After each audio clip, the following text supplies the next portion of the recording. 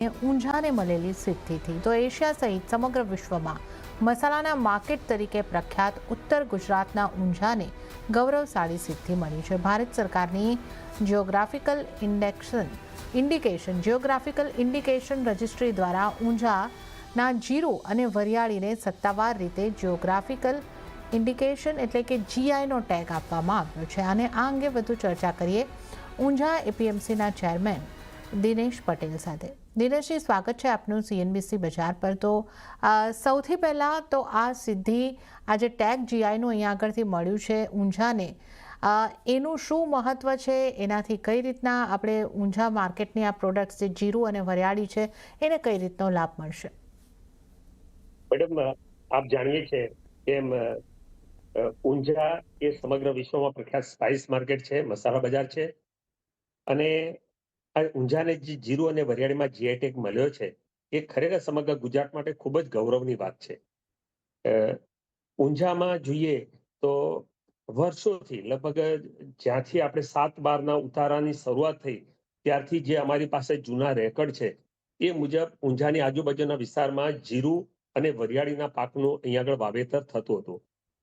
આઝાદીના પહેલાથી અહીંના જે સાહસિક વેપારીઓ અને એ બધા લોકોએ ઊંઝાને એની જે જીઓગ્રાફિકલ ઊંઝાનું પણ લોકેશન એટલું સરસ છે કે અહીંથી આજુબાજુના સમગ્ર જે જીરું અને મસાલા પકવતા વિસ્તારને અહીંથી પહોંચવું સરળ હતું. અહીંના વેપારીને વેપાર કરવા માટે પણ આજુબાજુના બંદરો, રેલવે, રોડ, રસ્તા બધીથી સરસ રીતે જોડાયેલું હતું સમગ્ર ભારત સાથે. આથી અમારા સાહસિક વડવાઓએ અહીંયા આગળ સરસ બજારનું ડેવલપ કર્યું અને આ બજારમાં જીરા વરિયાળીની સાથે સાથે અન્ય મસાલાનું પણ સરસ મસાલા માર્કેટ ડેવલપ થયું છે. આજે આપણી ઓળખ સમાન જીરું અને વરિયાળીને આપણે જીઆઈ ટેગ મળ્યો છે.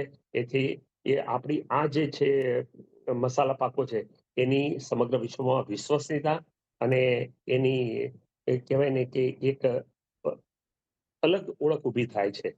અને એ માટે ખરેખર ભવિષ્યમાં અહીંના વેપારીઓને એનાથી વેપારમાં પણ વધારો થશે અને સારા ભાવો પણ મળશે. એક બાજુ જોઈએ તો આજની તારીખમાં યુરોપ અને અમેરિકન જે વેન્ડર્સ હોય છે એ જીઆઈ ટેગ વાળી વસ્તુને વધારે પ્રાધાન્ય આપે છે અને આથી આપણા એક્સપોર્ટને પણ સારો ફાયદો થશે, વેપાર વધશે અને એના લીધે છેવટે ફાયદો આપણા ખેડૂતોને પણ થશે. વધારે વેપાર થશે, વધારે પ્રોડક્શન વધારવા માટેનું એમને પ્રોત્સાહન મળશે અને આપણા વિદેશી ઊંડિયામણને પણ ફાયદો થશે. આ રીતે જોઈએ તો જીઆઈ ટેગથી આ વિસ્તારને ખૂબ જ ફાયદો થશે. ઓકે, તો જીઆઈ ટેગનું મહત્વ અહીંયા આગળથી જો આપણે સમજાવી દઈએ તો જીઆઈ ટેગ એટલે હવે જે ઊંઝાની વરિયાળી અને ઊંઝાની જે જીરું છે એની ઓળખ ઊંઝાના નામથી થશે અને ઇન્ટરનેશનલી પણ ઊંઝા જીરું, ઊંઝા વરિયાળીથી આ પ્રોડક્ટ અહીંયા આગળથી ઓળખાશે અને આ એક મોટી સિદ્ધિ છે ગુજરાત માટે, ઊંઝા માટે. અને અહીંયા આગળથી આપણે જે રીતે જોઈ રહ્યા છે કે ઘણો ફાયદો અહીંયા આગળથી જે જીરા વરિયાળીના ઊંઝાના વેપારીઓ છે તેમજ ખેડૂતોને પણ મળશે. તો દિનેશજી, આપ જે રીતે કહી રહ્યા છો કે ખેડૂતોને પણ ફાયદો મળશે, તો ખેડૂતોને આનાથી કઈ રીતે ફાયદો મળશે, કઈ રીતે એમની આવક વધી શકે? મેડમ, જોઈએ તો આપણે દર વર્ષે મસાલા પાક છે એમાં લગભગ 15 થી 18% જેટલો આપણે એક્સપોર્ટ અને લોકલ ડોમેસ્ટિક પણ વપરાશ વધતો જાય છે. આના લીધે મસાલા બજારનું માર્કેટ અહીંયા આગળ આજથી 5-1 વર્ષ પહેલા અમારે અહીંયા લગભગ 3500 કરોડનું એક્સપોર્ટ હતું. આજે 10,000 કરોડ જેટલું ઊંઝામાંથી ડાયરેક્ટ એક્સપોર્ટ અને એટલું જ ડોમેસ્ટિક માર્કેટ છે. સમગ્ર રીતે આ રીતે જોઈએ તો આ સિદ્ધિ મળવાથી જે માર્કેટ છે એમાં પણ વધારો થશે. ખેડૂતો પણ વધારે માલ રોકડીયો પાક છે, બીજા કોઈ પણ પાકના વિકલ્પમાં જીરું અને બીજા મસાલા પાકો વધારે વાવી અને એમની આવકમાં વધારો કરે એવું મને ચોક્કસ ખાતરી છે. ઓકે, અને સાથે જ જો આપણે એ વાત કરી લઈએ કે કઈ રીતે આ જીઆઈ ટેગ જે છે એ ઊંઝાની પોઝિશનને ડોમેસ્ટિક હોય કે ઇન્ટરનેશનલી એક મજબૂતી આપશે કે આ આપણી પ્રોડક્ટ જે છે અન્ય પ્રોડક્ટના કરતાં એને વધારે અહીંયા આગળથી પસંદ કરવામાં આવે, એની એક ઓળખ બની રહી છે. તો કઈ રીતનું અહીંયા આગળથી એનું જે પોઝિશન છે કઈ રીતે સ્ટ્રોંગ બનશે?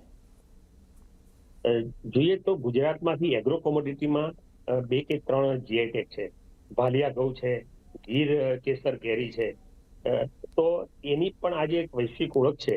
એવી જ રીતે બાસમતી રાઈસને પણ જીઆઈ ટેગ છે.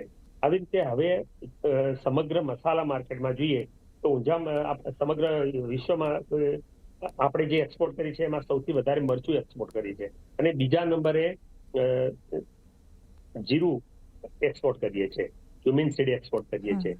તો આજે જીરું છે એ મસાલા પાકમાં ખૂબ જ મોખરાનું સ્થાન ધરાવે છે અને વર્ષે દાડે આપણે લગભગ 4 થી 5,000 કરોડનું જીરું જુદા જુદા કન્ટ્રીમાં આપણે સપ્લાય કરતા હોઈએ છીએ અને જ્યારે એમાં જીઆઈ ટેગ મળે છે એટલે ખરેખર એની એક અલગ જ ઓળખ ઊભી થશે.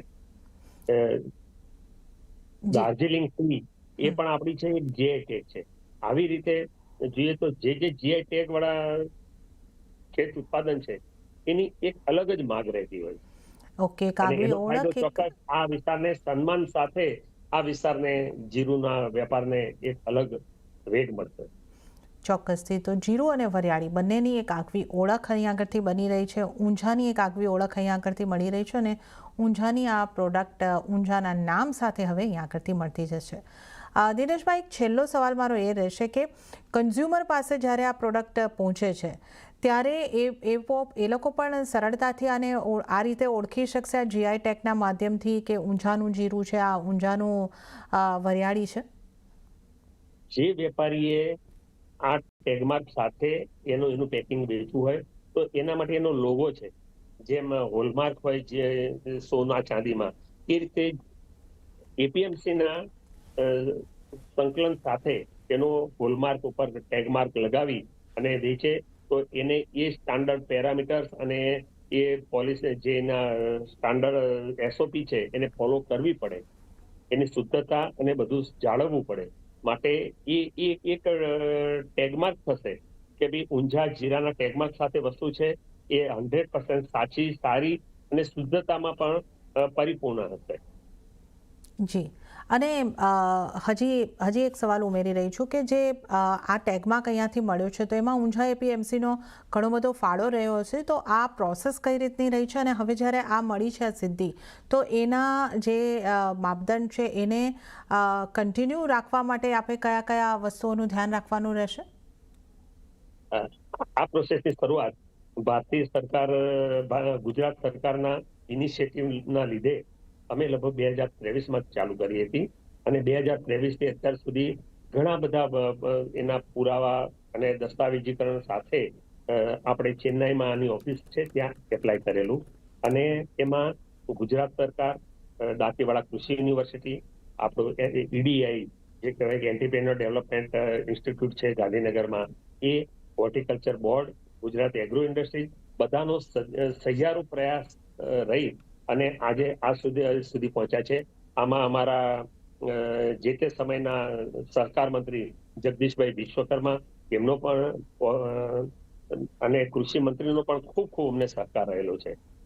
આ જીઆઈ ટેગ મળવાથી આપણી જોઈએ તો જે એગ્રો કોમોડિટી છે એમાં જીરું એ એકદમ મેજર કોમોડિટી છે, મોટી કોમોડિટી છે અને એનાથી સમગ્ર રીતે આપણને ફાયદો થાય. જી દિનેશભાઈ, તો ખૂબ ખૂબ આભાર આપનો અમારી સાથે જોડાવા બદલ અને આ સમગ્ર ચર્ચા કરવા બદલ અને આ જે સિદ્ધિ હાંસલ થઈ છે એ બદલ આપને ઊંઝા એપીએમસીને તમામને CNBC બજાર તરફથી અભિનંદન. અને ત્યારે જ